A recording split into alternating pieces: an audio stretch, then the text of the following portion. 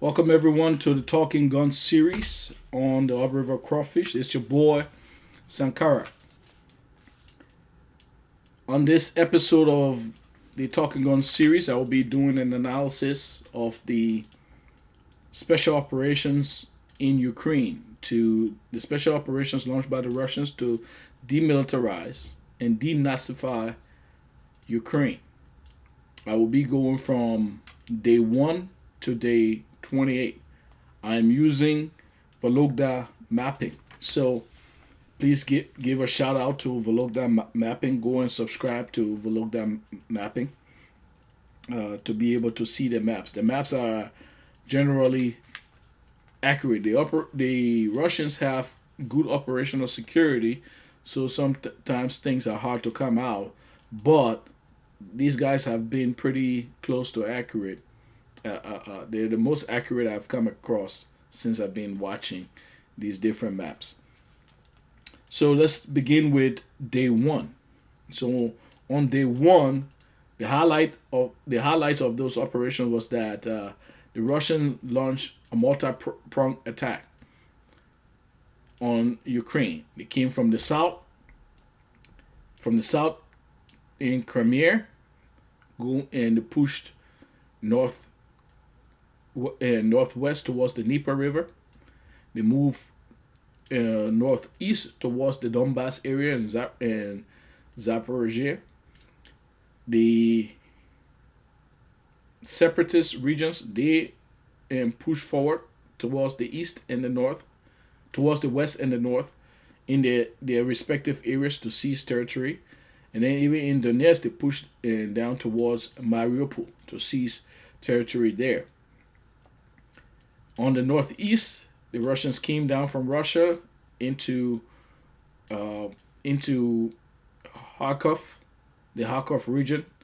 They also came down to Chernigov and Sumy area, and then in the center, north center, they came down from Belarusia into Chernobyl. But let's begin with one of the things that I was really impressed with is that operation by the VDV, the Russian Airborne units, on day 1. What they did is that while the attacks were going on in all these different areas, the different multi-pronged attacks, which were used to occupy different Ukrainian forces, they went and dropped the airborne units into. They did an assault on the Antonov Airport, which is 20 miles from the center of Kiev. So in Kiev, but 20 miles from the center of Kiev. The airport is located in Gostomel. The Russian forces went and seized that airport, and they held that airport for 24 hours till the forces coming from Belarus came over and were able to deblock that unit. That was I mean, that was an amazing operation. I got to say, I was impressed. It was daring too, and I was impressed. So in day 1, you saw that operation take place, the airborne operation take place. You saw a multiple attack, and by day 2, Russia had already come through and secured or breached from Belarus to Kiev. So before I go on to the next days, let's see what the map shows on day 1. So this is day 1.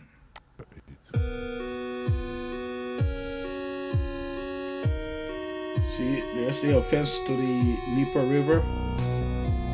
All the attacks. Kharkiv.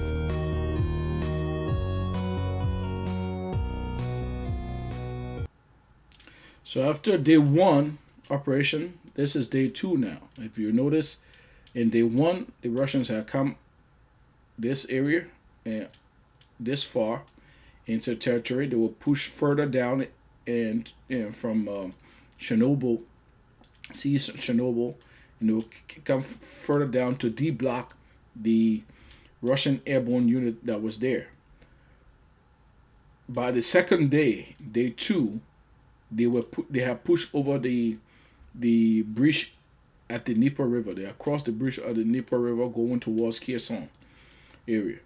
They also come in, as you see, from Russia, from western Russia over into Lugansk area to create another front there for the Ukrainians against the Ukrainians, and they come from southern Russia, I would say, into the north of the northeast of Ukraine towards entering the Kharkov region and attempting to seize Kharkov. They did that in the Sumy region, the Shengov, and so that was the activities of day 2. Let's play the map. Война лишит гарантий всех. Гарантий безопасности не будет больше ни у кого. Кто от этого пострадает больше всего? So you see here, this is where they came here and de-blocked that unit of the VDV forces. That happened on day, as I was saying, on day 2, the Russians had come over from Chernobyl and de-blocked the VDV unit in Kiev. So, but this is day 3. Activities in day 3. Russians were still here fighting, right over the Dnieper River, going towards Kherson, and this is where they looked on the effort going towards Zaporizhzhia and towards the Donbass area. The siege here, this area here you see, was an assault on Berdyansk, but the Ukrainian forces here did not put up any resistance at Berdyansk. So the Russians pretty much just walked into that naval base at Berdyansk and seized it. That was the naval base that the British was trying to build. I think they were trying to build or enhance it for the Ukrainians. So let's go and take a look at the map on day 3.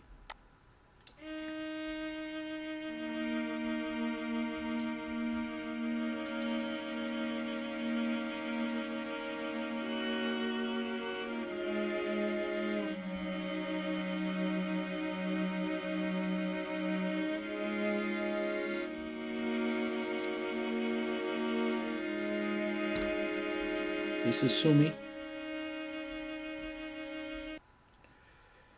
So by day 4, the Russians had now surrounded Sumy, surrounded Chernihiv.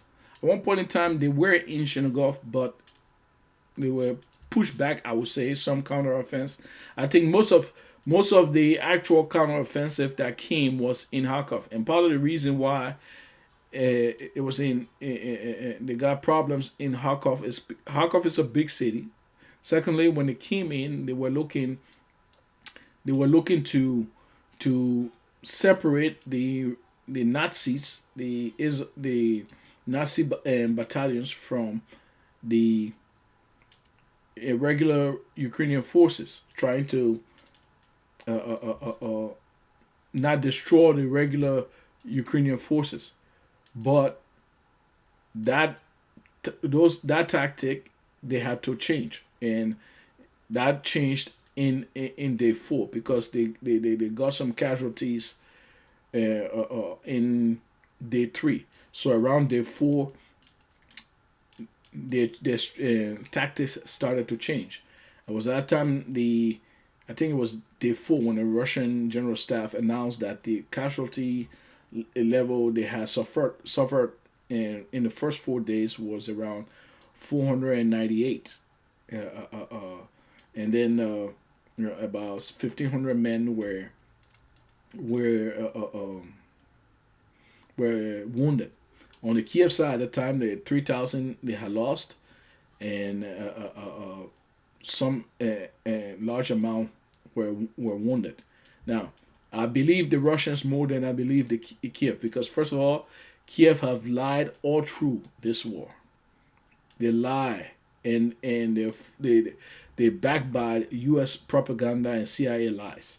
So their casualty figures didn't make sense. Besides, when you look at the operational results, all the amount they were saying, I mean, by day 2, the British defense secretary was claiming 4,000 Russian dead. Make no sense. 1 week later, the CIA and director said 2,000 to 4,000. So what is it? Right? It makes no sense. Losing those amount of men and then still gaining. What with Ukraine? How come they're not retaking territories? So that made no sense. So let's see day 4.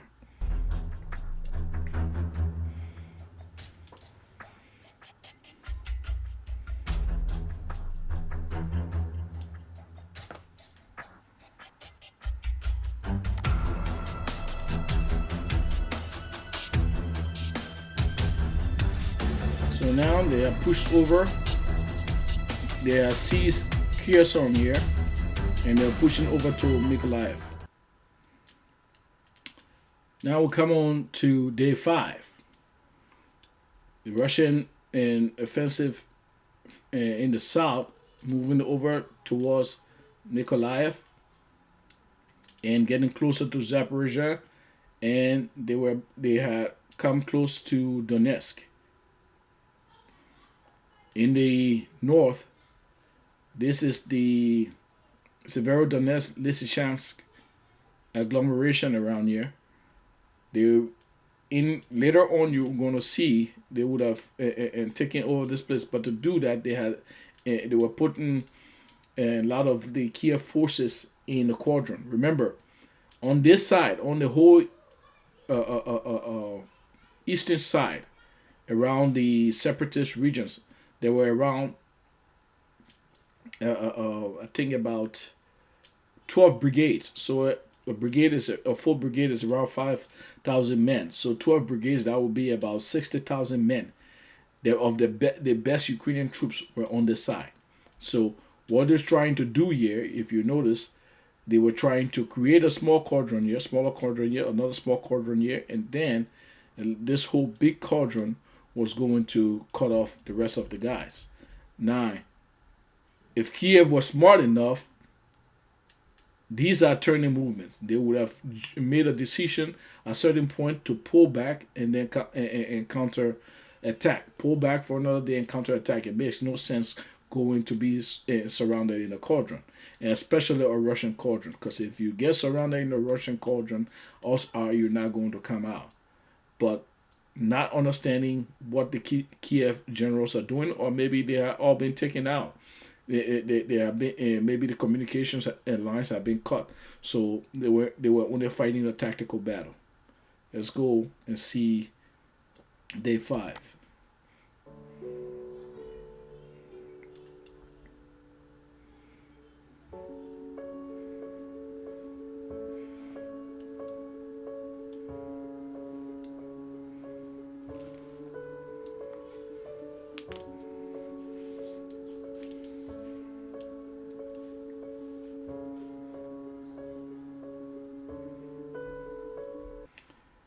So after day 5, as you know, notice these little pockets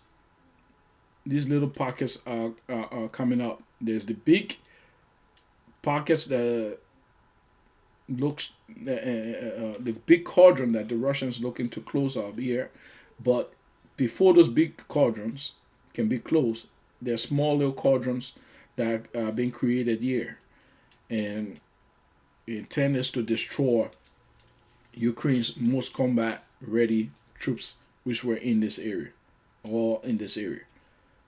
Now, smart stuff would have been to pull these guys back at a certain time, knowing that they were going to be encircled. Especially one of the areas on day 5 that, between day 4 and 5, that I really didn't understand why the guys in Mariupol did not pull out. It made no sense actually for them to stay there.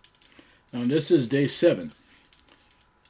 Day 6 saw the Russians trying to close out this Cauldron, but then they actually see some territory here around Lugansk. Maybe it's possible that some of these forces pull back on their own, so that's why they give up this territory. Sometimes you have to understand, you have to be able to give out some territory when you are put in certain positions so that you can be able to come back. This is not a game. This is life and death situation, human lives in. So you would think that commanders on the ground will be able to understand when to pull forces out here, especially in Mariupol. It made no sense when they were coming to close Mariupol.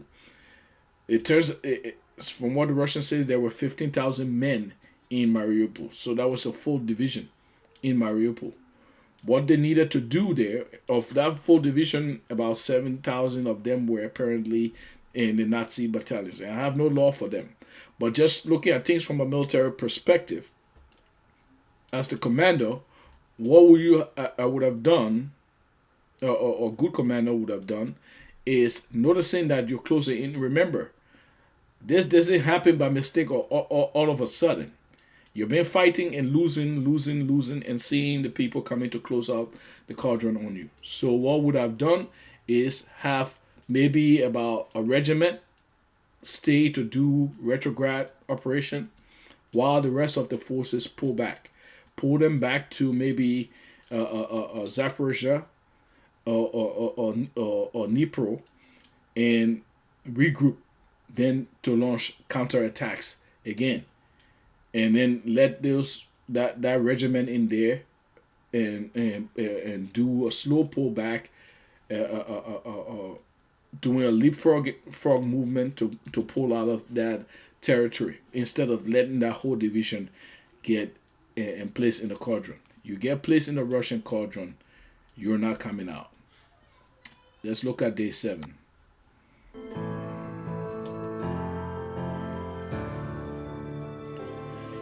And I did say I was going to do the full 28 days, but I will stop to day 7 on this video and do the rest on other video. There's the siege of Enohoda. They took over Enohoda later on that day.